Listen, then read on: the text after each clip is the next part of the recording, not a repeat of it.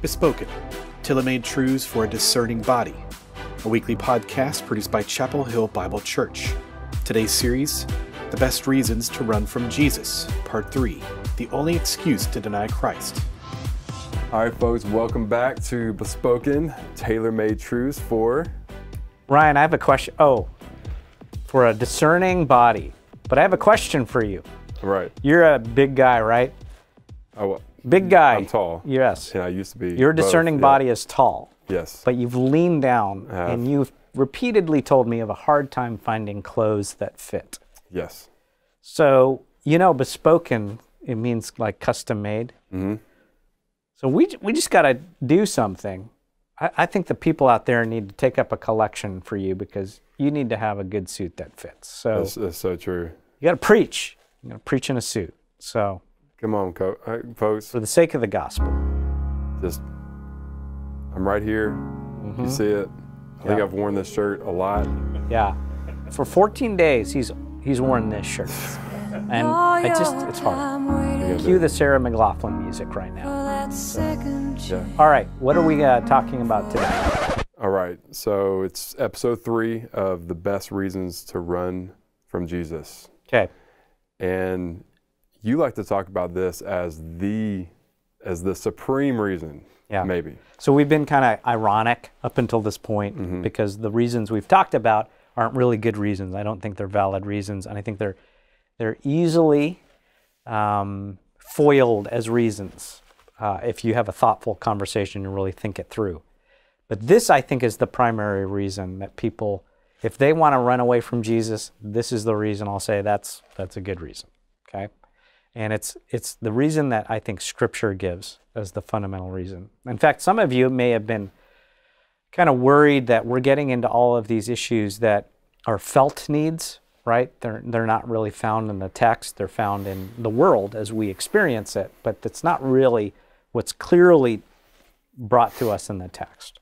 So some people are like, I wish you'd just talk about that. Well, here's the thing. As Christians, we need to know the world we're in, right? And that world is shifting, although it has a lot of commonality across the board. We need to know what people are struggling with so that we can speak the eternal truths of the Word to them. But yes, you're right. We need to go to where the Bible starts. So let's do that. Let's spend the next several minutes talking about where the Bible's starting point is for the reason people reject Jesus. Well, and just to piggyback on what you were saying, I think it manifests itself differently depending on the culture and the time. But at the root level, it's the same. Yeah. And I think we're talking about a root issue right now. We are. Maybe the root of all roots when it comes to rebellion against God. Yeah. And that is what? So Romans chapter 1, for instance, I think really describes it well. It says that everybody, by being human, has a sense in their conscience of God, right? That He's creator. But what we've done in our sin is that we've suppressed the knowledge of that creator down. And we've traded it out for our own glory. And then we end up doing what the Bible calls idolatry. We worship things that are created as if they are God. And usually those idols always find their way back to the ultimate idol, which is, it's us, right? So we're making things on our own terms. Yeah, absolutely. Because the fundamental thing that someone has to give up in order to follow the Lord is control. And you will hear that in my teaching a lot, but that is it. And so I'm not saying those other issues we've talked about aren't like what people are truly struggling with. I do think they are struggling with things like morality and science and the life of the mind and all of that. But I think if they're super honest with themselves and they trace it back to its root, it comes back to an issue of control. So let's trace it back to the first time we see this. And then maybe other instances in Scripture. Let's talk about so this again is a really important thing, is to look at the Bible as a story. And you go back to the beginning of the story, which is Genesis. God creates this world, and it's perfect, it's good, it's ordered. It's God's people in God's place under God's rule. And they're thriving, except the serpent comes into the scene, and he has rejected the lordship of God, and he gets humanity to reject it as well. And he gets them to reject it by lies. And so what happens is the truth of God's word is replaced with lies, and those lies are basically telling humanity, God is not really being faithful to you, like he's hiding his goodness. And so if you actually do it your way, you will get to see all this stuff God is hiding from you that is actually more beneficial for your existence. And so idolatry is started in Genesis 3. And if you watch the Bible unfolding as a story, it's basically that reality cycling, just building on itself all the way up until Jesus comes on the scene. Right, so it was Eve declaring that the fruit that was forbidden was good to eat. She was declaring that this is right in her own eyes. Yeah. So ultimately we're pushing back on God's righteousness, what he would say is right or correct. Yeah, both as a truth claim, but also what is in fact a blessing to us. Mm-hmm. So we've traded out God's kingliness and lordship, and we've traded out, by doing that, what is actually best for us. So that's the craziness of sin, is it hurts us. So honoring the Lord both glorifies him and it puts us in the best possible place. So that's the story. And if you look at Genesis chapter 3, it inverts everything such that a serpent wins the day, and he led the situation, and then the wife leads the male, the husband, instead of his godly leadership, and then God is left at the bottom. And that's the craziness, and that's Romans 1. That's what Paul is kind of outlining there. Then God doesn't leave humanity there.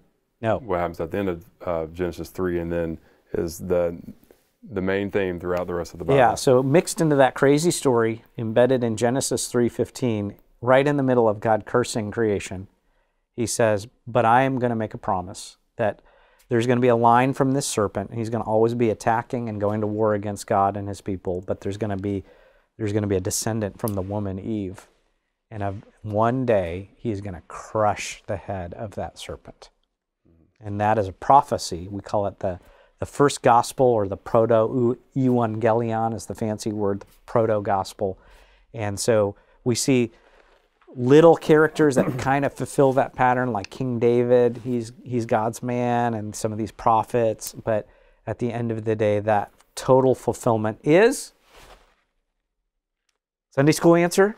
Who's the ultimate? Yeah, Jesus. Jesus is the answer. I'm tracking with you there for a second. So Jesus is the ultimate descendant of Eve, who crushes the head.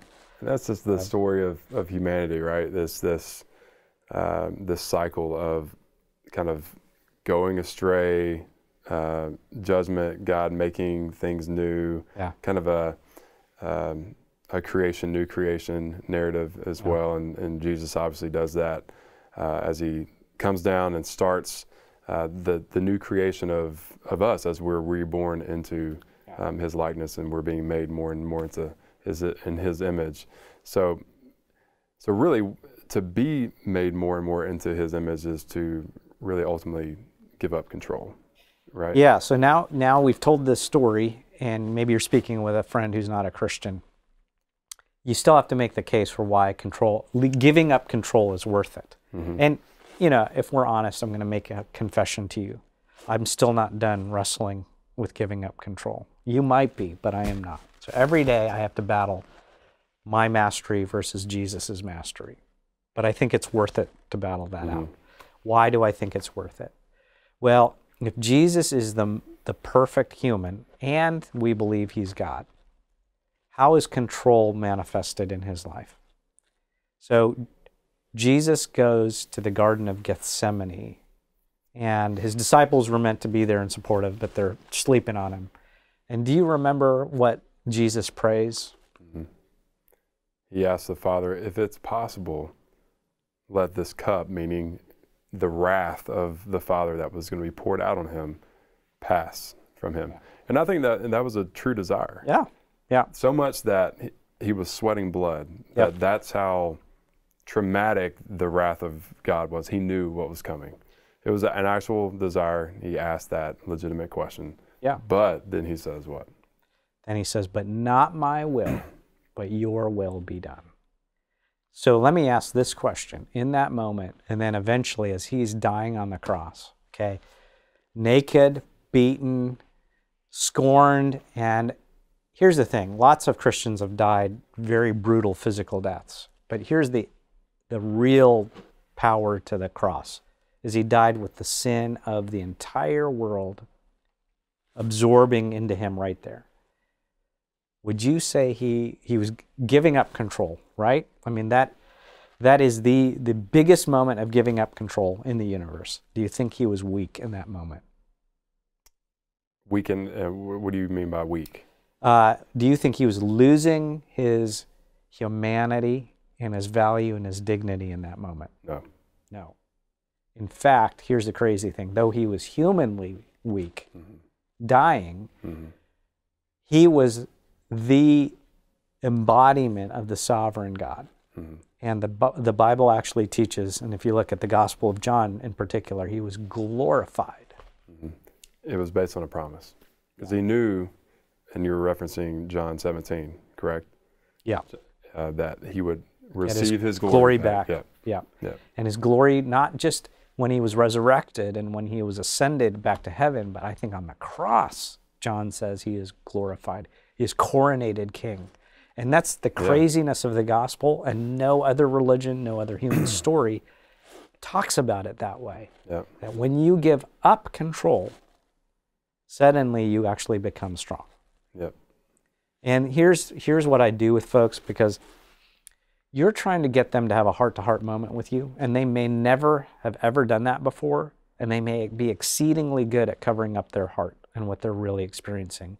But you kind of want to ask the question, hey, how is controlling your own life going for you? If we believe what we believe, and if it's really true, then it's probably not going well for them. And to get them to go there and to say, what if you found true power and true peace by giving up your control and letting that man lead your life? So it sounds like hope is crucial in the Christian life to giving up control. Oh, Because that's where all the promises, all the things that we actually are trying to satisfy ourselves with are promised in the new heavens and the new earth. Ryan, here's the thing about it is, it's delayed gratification, cosmically weighed.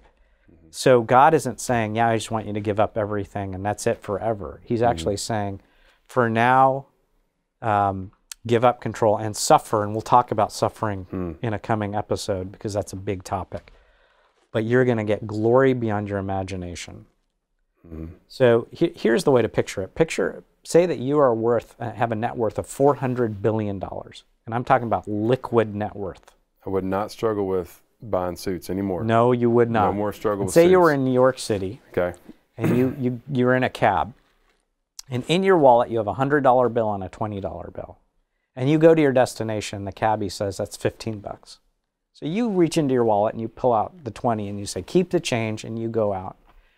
And now you're in a shop and it's time to pay for your latte. And you reach into your wallet and then you look in there and realize the 20 is in there. Meaning, oops, you accidentally gave the cabbie $100 and he got an $85 tip. And you were just mad, and you were replaying it in your mind, and you even called up the cab company to see if you could retrieve your money. Think about that. That's what it's like to be a human being worried about giving up control in this life. If this gospel thing is true. And so you're making this claim to this person saying, I'm actually trying to incentivize you here. Yeah. Like, don't give a thought to that $85 because you are worth $400 billion according to the gospel. Yeah, you talk about delayed gratification, and it makes me think of the opposite of being able to be satisfied in the future is a lack of contentment right now. Yeah. And I just think of Paul talking about how he has really learned the secret of life, to be content in whatever situation he is, with abundance or lack. Yeah. And how once we received Jesus, we really received everything. Yeah. Right? But how we can learn how to be content in that, in this life, and how knowing Him and being known by Him and being known by others that know Him as well is actually the best thing for us. Yeah. You just got to experience it, though. It's and like when you actually believe that, it's kind of like, why am I trying to control? Yeah. Like if I believe that my eternity is set and I'm going to have a future with God right at the center of it, no more sin getting in the way of my relationship with Him, and it's going to be a reconstituted earth with all of the bounty I've ever wanted. And it's all about Him being on the throne and not me.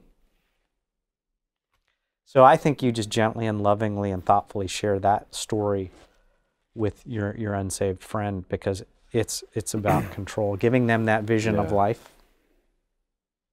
Yeah. And by God's grace, He walks us through it, even when we choose to not be content. We choose to try to take control.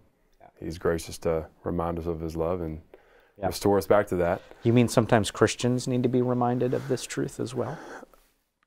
Paul wrote it to a bunch of Christians in his letters. He reminded us of that. So, yeah, absolutely.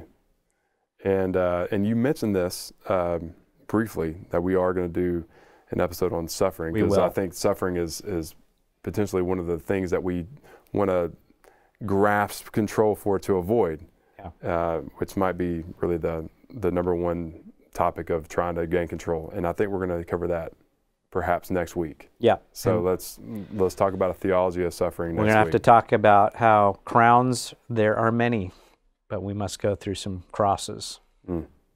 Sounds familiar. I think you just preached on that. I did. Yeah. I did. Okay. All right, man. All right. Remember, #RyanSuit. #.